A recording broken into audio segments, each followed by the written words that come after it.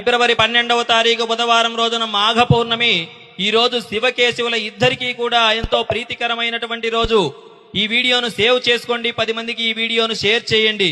ఎంతో అద్భుతమైనటువంటి రోజు. ఎందుకంటే కార్తీక మాసం దీపారాధనకి ఎంత ప్రత్యేకతో మాఘమాసం స్నానానికి అంత ప్రత్యేకత.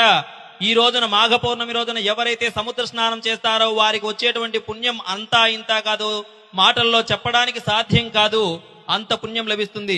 సముద్ర స్నానం ఎందుకు చేయాలి అంటే నదీనాం సాగరోగతి అన్నారు. అంటే నదులంతా కూడా వెళ్లి సముద్రంలో కలుస్తాయి కనుక. ఒకవేళ మీకు సముద్రం అందుబాటులో లేదు, దగ్గర లేదనుకున్నటువంటి వారు నదులలో కానీ చెరువులలో కానీ బావులలో అయినా కూడా స్నానం చేయండి. తద్వారా మీకు పుణ్యం లభిస్తుంది.